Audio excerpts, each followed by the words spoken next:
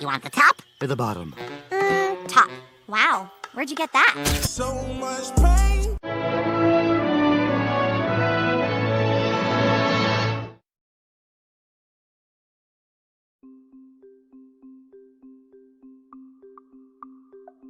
I didn't watch a whole lot of Disney growing up. Don't get me wrong, I watched a couple shows here and there, but I didn't watch Disney as much as Cartoon Network or Nickelodeon. However, there's one Disney show I remember watching the most, and that's the Lilo and Stitch show.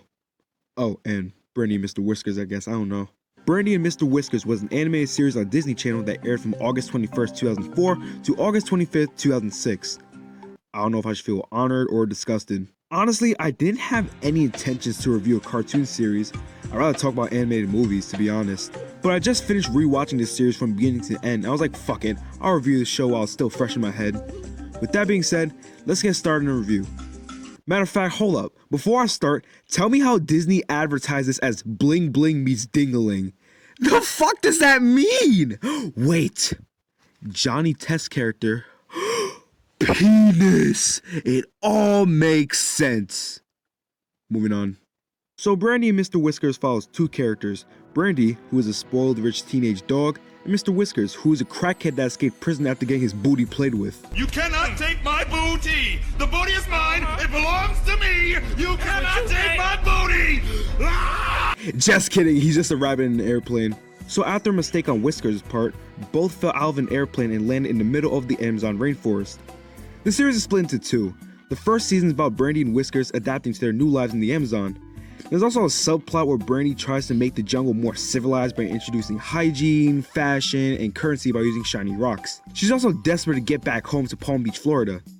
As for Whiskers, well, his ass was getting sold to a zoo in Paraguay for 39 cents, so living in the jungle was his best bet. 39 cents. You can't even buy a fucking nutty for 39 cents.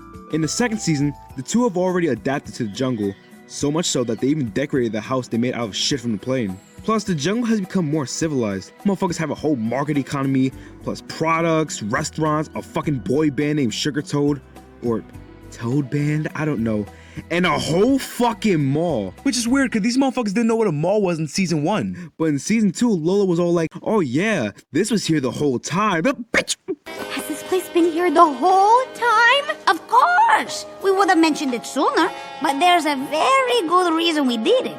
So it's like a mall? I guess. What's a mall? Don't think about it too much. It'll only get you tight. I'm not gonna lie, I don't know where to go from here because there's a lot to talk about. I guess we can start with the characters. Let's start off with Brandy Harrington of the Florida Harrington. And she'll make sure you don't forget the name because this bitch will say her whole fucking name every chance she can get. Brandy Harrington of the Florida Harringtons. Brandy Harrington of the Florida Harringtons. I'm Brandy Harrington of the Florida Harringtons. Brandy Harrington of the Florida Harringtons. Brandy Harrington of the Florida... Ah! By the way, remember when I called her a bitch? Yeah, cause she is, both figuratively and literally. She's portrayed as a rich, spoiled brat who gets pissed easily. And no lie, she be having her unlikable moments. She also screams a lot. Like a lot. Like a fucking lot.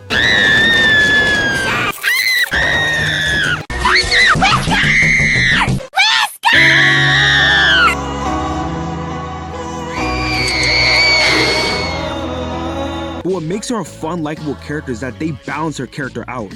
Whenever she would go a little too far, she will always feel some sense of guilt, and she will end up redeeming herself after otherwise being a dickhead.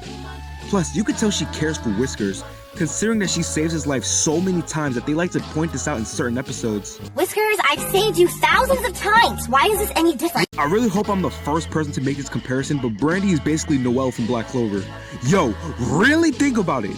They're both from a royal family, both are bitchy that always fucks with a dumbass. Fuck, their voices are damn near identical too. Listen to this shit. You're... kind of disgusting. To all the Black Clover haters out there, here, I just gave you guys another reason to hate the show. Black Clover's a Naruto clone. They ripped this off from Hunter x Hunter. Fuck that, they just ripped off one of the leads from Brandy and Mr. Whiskers with this character.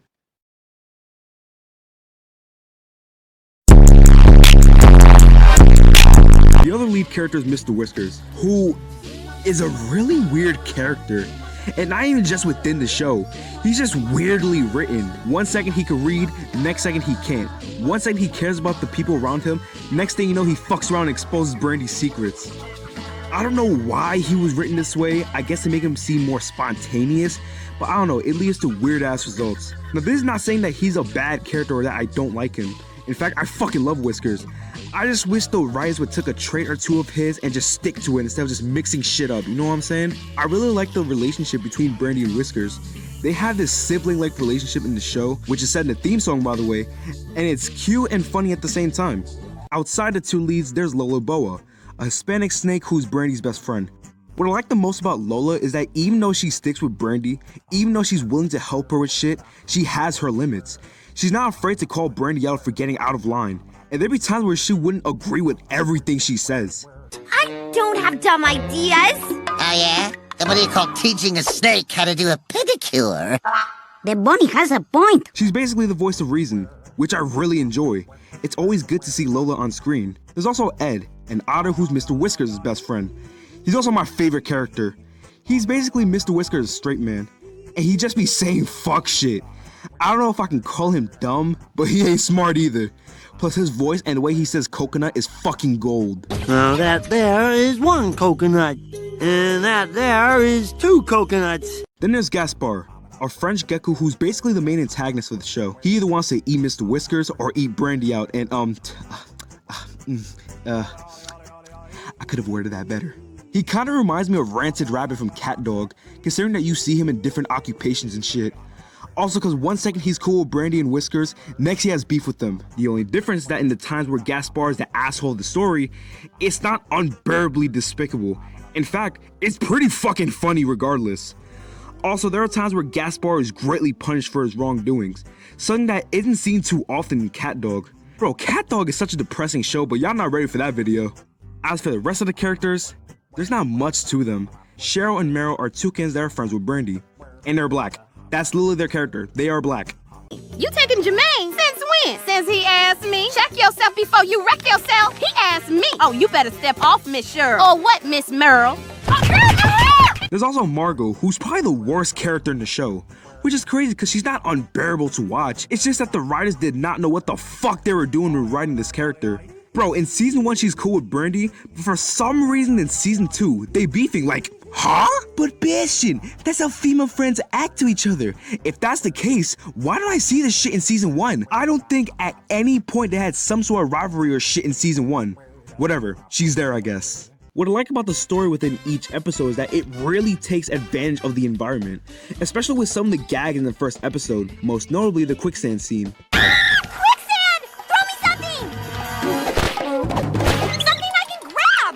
The story in each episode are for the most part very fun and entertaining.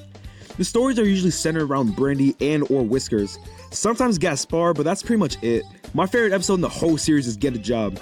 Brandy and Whiskers working at this food joint definitely has room for a lot of comedic antics, which were present in this episode. Plus, monkey wax? Monkey wax, bro?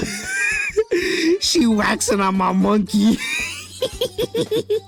Never find another one like it. Not in a million years. Yeah, that 24-gallon tub of monkey wax was one of a kind. It sure what?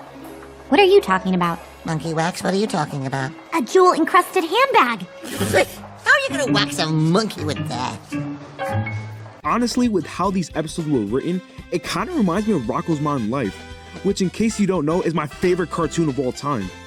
This is because Timothy Bjorklund was the director for most of the episodes of both Brandy and Mr. Whiskers and Rocko's Modern Life, which explains a lot.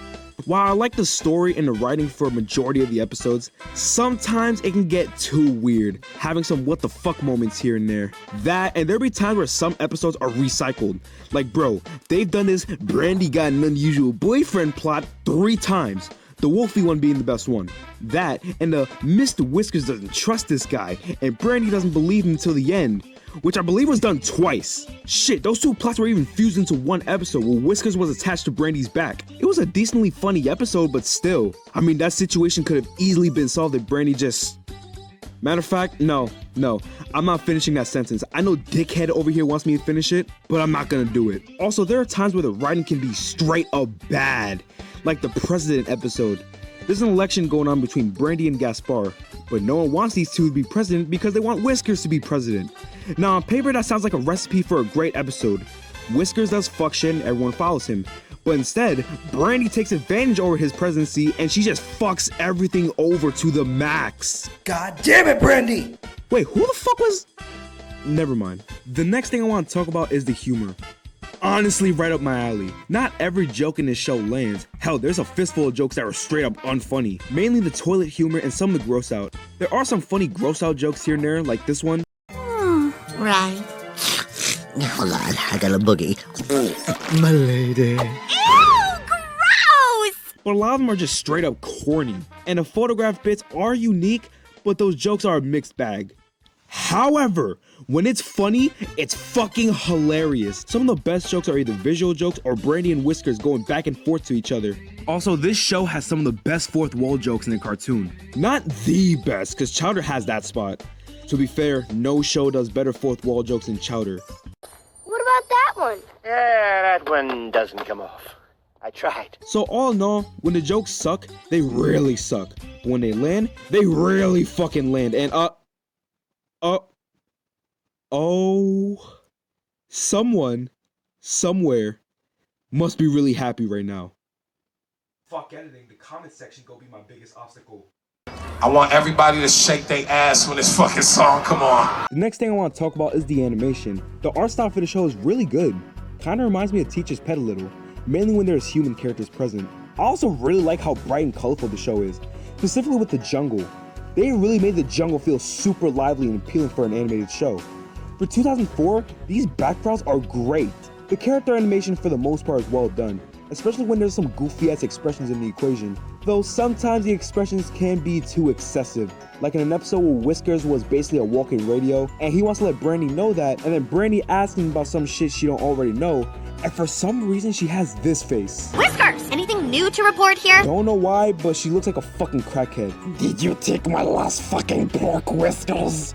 That, and sometimes the outlines can be too thick, which leads to some messy results. Yo, Brandy look high as shit here. This issue is mainly a season 1 issue. You don't see this problem show up too often in season 2. Hey guys, I'm gonna do this thing you see that cartoon reviewers do, where they stop the video to have an ad or a sponsorship intermission and then cut back to the video with an old ass commercial or some shit. I'm gonna do that real quick, hold up. These nuts.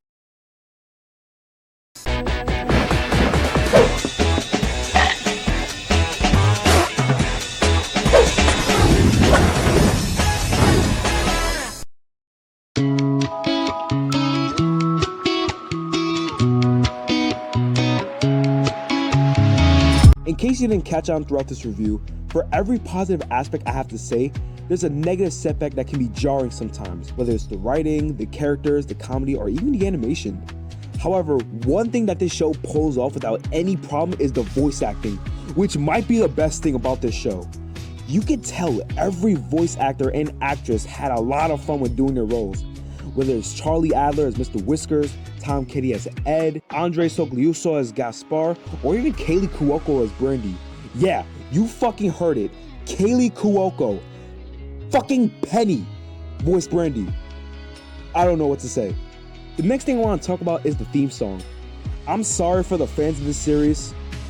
Never mind, I'm not sorry, but I fucking hate the theme song. The theme song was sang by Lou Bega, known for his song Mambo No. 5, which isn't the issue. The issue is the constant jumping between different voices, which annoyed the shit out of me, I'm gonna be honest. It would go from Bega's normal singing voice to a motherfucker sound like Vince McMahon off a perk. Who's a little like water and oil? Brandy and Mr. Whisker. What's in the kettle and ready to boil? Brandy and Mr. Whisker. Then it will go to these high-pitched voices that sound like an ooh-woo girl's farts. Which is sad, cause I love the instrumentals. By the way, the music in the show is great. I also don't mind Bega's normal singing voice, but the different voices makes their overall theme song messy.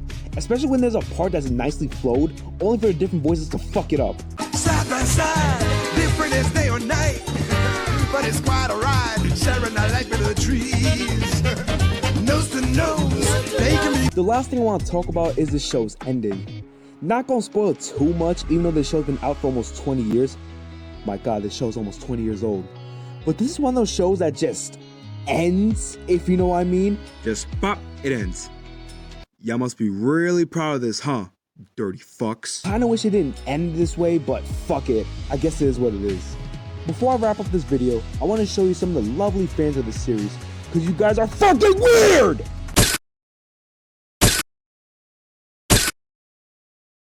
Suck my dick, bro. Fuck out of here.